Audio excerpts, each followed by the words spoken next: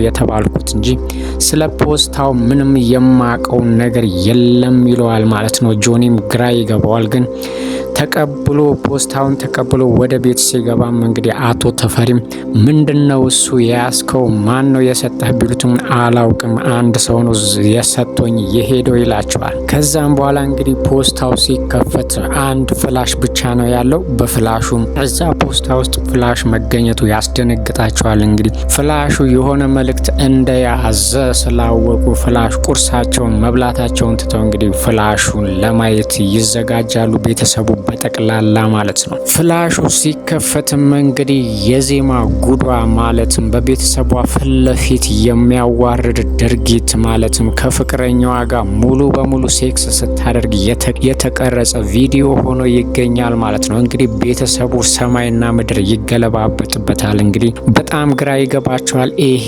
ማለት በራሳችን ስናስበው እንግዲህ ከቤተሰብ ጋር አንድ ሴት ልጅ አባቷ የሚኮራባት እናቷም ወንድሟም በሙሉ እንደ ጨዋ የሚያዩት ሴት ማለት ነው። እንግዲህ በቪዲዮ ሴክስ ስታደርግ በግልጽ ገላዋን እያዩ ሲያዩት አባትየው ራሳቸውን መቆጣጠር ይሳናቸዋል ማለት ነው። ዜማም እንግዲህ የሆነ ባለው ነገር ፊት ለፊት እያደረገች ያለችው ነገር በቪዲዮ ሲደርሳት የምትይዘውና የምትጨብጠው ይጠፋታል ማለት ነው። ወደ ክላሷም ገብታ እንግዲህ በሯን ትዘጋለች። አባትየውም አቶ ተፈሪም እንግዲህ ሽጉጣቸውን አውጥተው ሊገሏት ቢሞክሩም በሯን ስለዘጋች ግን ሊያገኟት አልቻሉም። ወንድሟ ጆኒና እናትየዋም እንግዲህ አባትየውን ለማረጋጋት ቢሞክሩም አባትየው ግን የሚመኳባትና በጣም ልጄ ዶክተር ትሆንልኛለች ብለው ለሀገር ምድሩ ሲያወሩና ሲኮሩባት የነበረችው ልጅ ልባቸውን ስለሰበረቻቸው በቀላሉ ሊመለሱ አልቻሉም ማለት ነው። ሊገሏት በተደጋጋሚ ቢሞክሩም እንግዲህ ጆኒና እናትየው አስጥለዋት ጆኒም እንግዲህ ነገሩ እስከሚረጋጋ ድረስ ብሎ ዜማን ወደ ጓደኛው ቤት ይዟት ሄዷል ማለት ነው።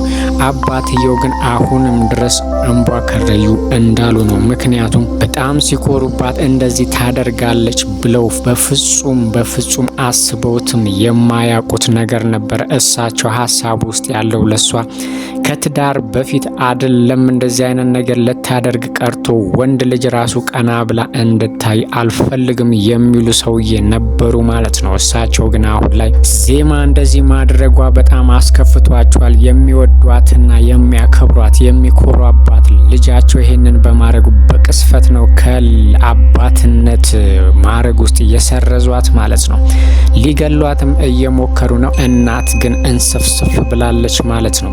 በድርጊቱ ብቻ ሳይሆን እናት ማለት በጣም አስገራሚ ፍጡር እንደሆነች የምናይበት ድራማ ነው ማለት ነው። ምክንያት ልጃቸው እንደዚህ በማድረጓ ሳይሆን ልጃቸው አሁን ላይ ምን እየተሰማትና በልቧ ውስጥ ምን እያረፈባት እንደሆነ ብቻ ነው እየተጨነቁ የነበሩት ማለት ነው።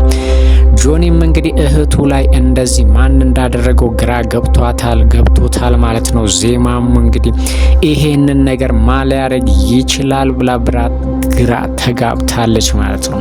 ፍቅርና ሰላም የነበረበት ቤት እንግዲህ ትርምስምሱ ወጥቷል። ማን እንደዚህ እንዳደረገው ባናውቅም እንግዲህ ዜማም እንደዚህ ሊያደርግ ይችላል ብላ ያሰበችው ፍቅረኛዋን ቃላ አብ ጋር ደውላ አንተ ውሻ ነህ እንዴት እንደዚህ ታደርገኛለህ ብትለውም ቃላ አብም እንግዲህ በፍቅረኛው በዜማው የተደወለለት ስልክ አነጋገሯ ስላልጣመው ምንድነው የምታወሪው? ስለምታወሪው ነገር እኮ የማቀው ነገር የለም ለምን አትነግሪኝም ሲላት እንግዲህ ያለህበት ድረስ ጠብቀኝ ብላ ቢላ ይዛለት ነበር የሄደችው። ምክንያቱም በጣም አስጠያፊና አሰቃቂ ነገር ነው ያደረገው ብላ ስላሰበች በቢላ ልትወጋውም ስትሞክር እንግዲህ በነገሩ በጣም ግራ ተጋብቷል ማለት ነው። ይሄንን ስታደርግ ደግሞ ጆኒ ከኋላ ተከትሏት ስለነበረ ማለትም ቃላብን ሲያየው እንግዲህ እንዳንበሳ ዘሎ ተሳፍሮበት መሬት ላይ ዘርሮ ቀጥቅጦታል ማለት ነው። ዜማም እንግዲህ ጆኒ እያደረገው ያለው ነገር ቃላብ ላይ ትልቅ አደጋ ሊያደርስ ይችላል ብላ ስላሰበች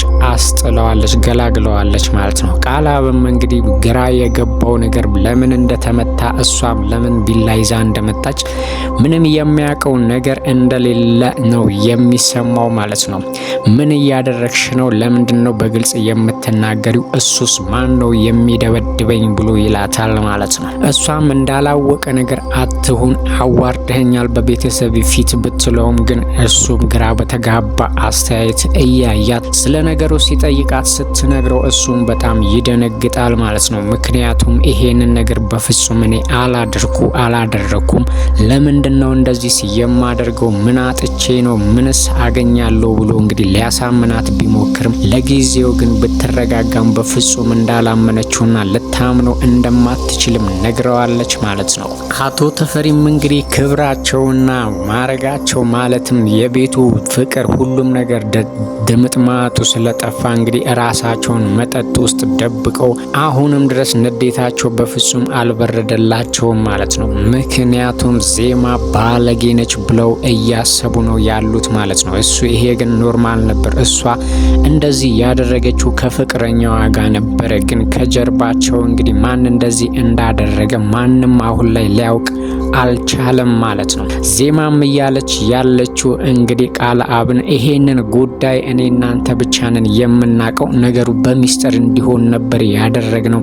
ስለዚህ ከአንተ ውጪ ማ ሊያደርግ ይችላል ብትሎም እሱም በነገሩ ምንም እንደማያውቅ ነግሯታል ማለት ነው። ዜማም እንግዲህ ማን ሊሆን ይችላል ጥላታችን፣ የኛን ቤተሰብ ሊጎዳ የሚችል ማን ነው ይሄንን ያደረገው ብላ እያሰበች ነው ያለችው ማለት ነው። እዚህ ጋር እንግዲህ ዜማ እያለች ያለችው የኔን ቤተሰብ ሊጎዳ ያሰበ እንጂ እኔን ብቻ ሊጎዳ ያሰበ ሰው ቢሆን ኖሮ ቀጥታ ለኔ በስልኬ እንደዚህ ይሄንን ጉድ ሊያሳየኝ ይችል ነበር። አሁን ግን ቤተሰቡ በጠቅላላ እንዲያውቀው ያደረገው ማን ነው ብላ እየተጨነቀች ነው ያለችው ማለት ነው።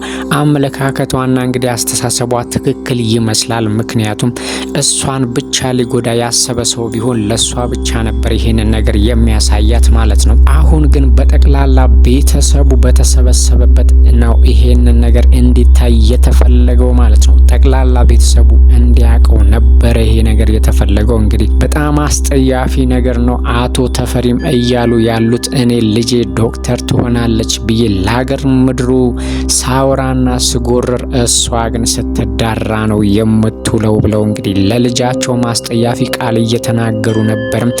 እናትም እንግዲህ በፍጹም ይሄንን ቃል ለልጅህ ማውጣት የለብህም፣ ማን እንደዚህ እንዳደረገው ጉዳዩን ማወጣጣት ነው እንጂ የሚሻለው ብትላቸውም እሳቸው ግን ልጄ አይደለም እሷ ቀርቶ እናንተ እራሱ ከሷ ጋር ተባብራችሁና አብራችሁ ሆናችሁ ባያችሁ ከቤቴ አባረራችኋለሁ እያሉ እየፎከሩ ነው ያሉት ማለት ነው። ጆኒንም እንግዲህ ማስጠንቀቂያ ሰጥተውታል። ምክንያቱም ከሷ ጋር ድጋሚ ባይክ አንተም ከዚህ ቤት ያበቃልሃል እያሉት ነበረ ማለት ነው።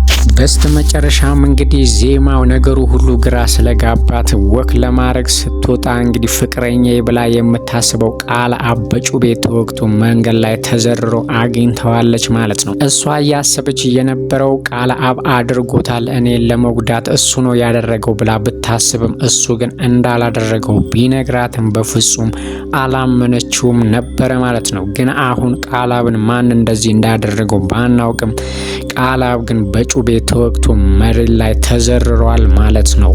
ጆኒ ግን አለቀውም አልፋታውም አንጀቱን ነው የምዘረግፍለት ሲል ስለነበረ ምናልባት ጆኒ ይሄንን ነገር አድርጎታል ብለን እንዳንል ደግሞ እዛው ጋር ከዜማ ጋር ነበረ ትቶት የሄደው ደብድቦት ማለት ነው። ቢላውንም በእጁ ይዞ ሊወጋው ይችል ነበረ፣ ግን እሱ እንደዛ አላደረገም ማለት ነው። ግን በቀላል እንደማይፋታው እየዛተ ነበረ።